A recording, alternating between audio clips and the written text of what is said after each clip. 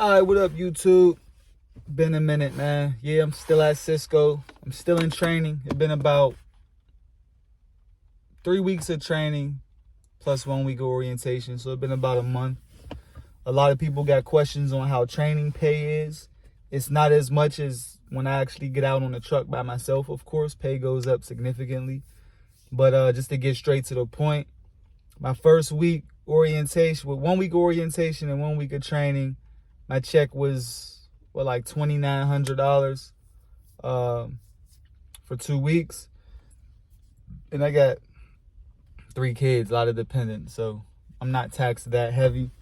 So I took home, $25.50, on that first check. I just got the second check recently, which was 2 full weeks of training.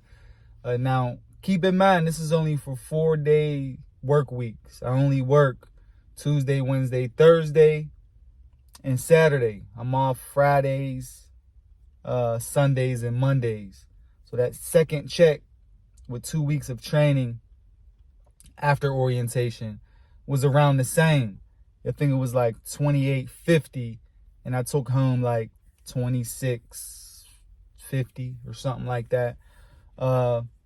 Only after being here at Cisco for about, on my 3rd week, they gave everybody at my Cisco location a raise.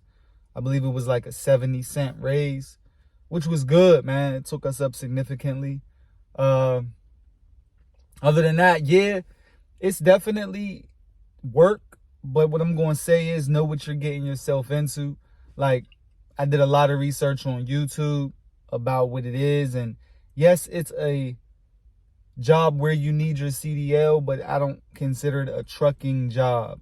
Yes, it's very complex places to maneuver the truck, as far as these small shopping centers, backing the truck up into these spaces where you really typically wouldn't put a 48-footer or 38-footer. And sometimes we drive 28-footers, which are a lot more difficult to back. They tend to be a lot more sensitive when you're backing them up. But yeah, I would say it's about 20% driving. The rest of it is, you working. It's not difficult and a lot of thinking involved, but being willing to put your body to work, it's definitely hard work. Not easy, but is it worth it? To me, yes, because making those type of checks just in training, only working 4 days a week, being off and home with my family 3 days, I truly believe that, after watching a lot of these OTR videos, bro, a lot of these company drivers, they're just bringing home exactly that, maybe 1,100, maybe 1,300 a week.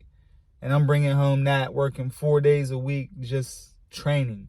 After training, I don't plan on, but I can see myself being out there pretty long, having long days. And I can see myself, based on talking to other drivers and doing my research on YouTube, I can see myself taking home $1,700 to $1,800 a week take home. Now, Cisco does pay bi-weekly, so that'll be, you multiply that by 2, say about $3,800, $3,900 take home every 2 weeks after I finish training, because I'm gonna be out there taking my time. A lot of people, you're right. It's not the same as going to the gym at all, but at the same time, it depends on how you work. So these boxes, some cases of chicken can be 80 pounds.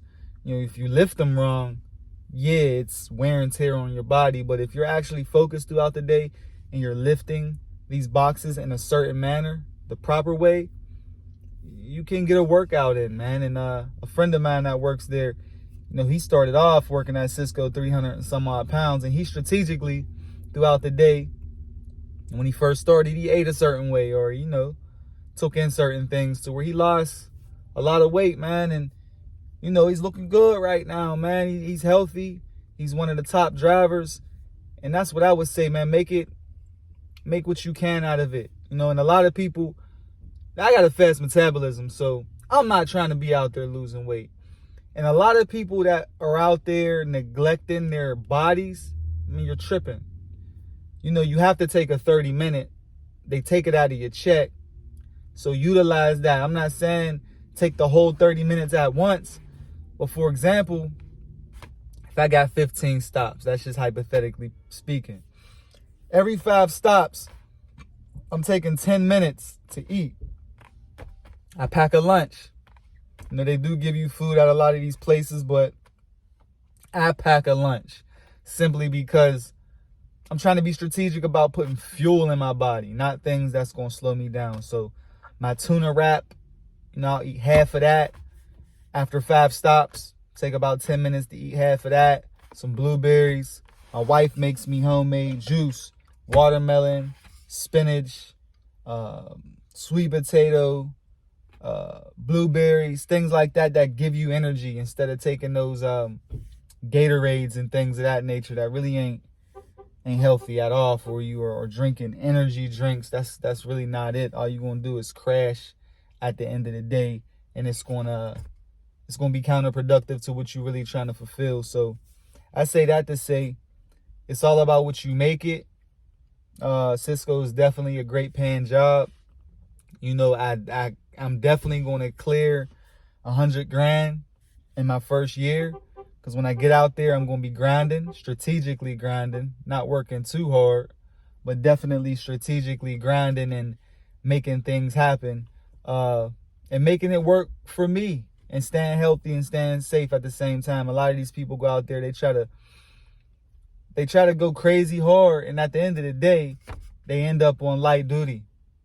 So you're not going to make much money on light duty. They end up doing light duty for a few weeks or something because they pulled a muscle in their back.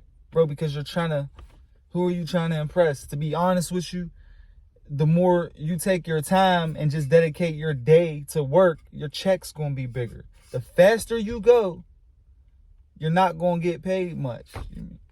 That's just real. They got something called dip pay. And the dip pay is set up to where technically, yes, you do get paid more per hour if you get done faster, but that's because you'll go to like $45 an hour because you finished extremely fast and you're getting paid for the caseload. But at the end of the day, if you take your time, I'm not saying bullshit out there, but I'm saying be considerate of your health and be strategic.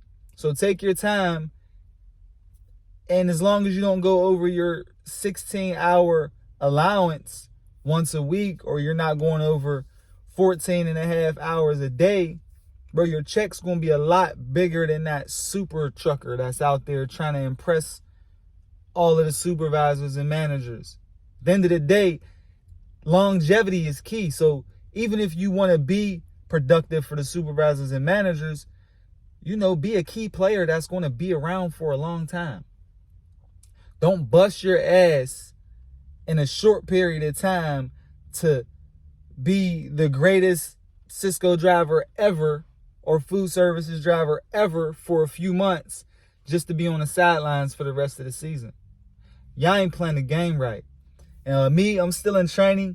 I'm going to ask for a few extra weeks in training because they tell you when you start, be transparent. Communication is key. And I haven't been on the truck in 5-6 years, more like 6.5 maybe. Because again, if you look back at my first video posted on this YouTube page, I started a family business with some terrible business partners. And yes, they were all family. A lot of money was stolen from the business and stolen from myself as an investor, shareholder, and owner. Over 1.4 million. So if you want more information on that, go ahead and look back at the rest of my videos, and that'll let you know why I had to fall back on my CDL, which I'm grateful to have and keep. So anybody with a CDL, man, take care of it. Protect your CDL, protect your license, and take your time. That's another reason why I'm still in training, simply because I need a lot of work on my backing. And this ain't over the road, bro. Over the road, like I said before, most of the time you're driving straight, and every now and then you got to bump some docks.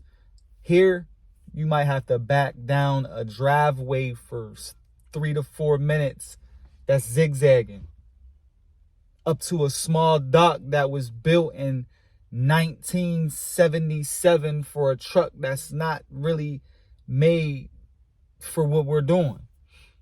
So there's a big difference. And in order to protect my CDL, I'm taking some extra weeks of training so I can strategically work on my backing. And it's been a while since I've been in a stick shift. A lot of Cisco trucks where I'm at in Charlotte, they're automatics, but there are some stick shifts that you might have to drive every now and then. Therefore, I got a trainer right now. His truck is a stick shift, and I want to get back acquainted with just getting used to that and making sure I ain't burning out no clutches and things like that. So I'm going to take a few more weeks of training. You know, a lot of those veteran drivers, they be looking like, oh, you're still training? Dog, look at me. I don't give a, listen, I'm not here to impress you, bro. Like, if you want to be dun-dun-dun, super trucker, have fun. It's about longevity, and it's about protecting my CDL, not impressing no other grown man, bro.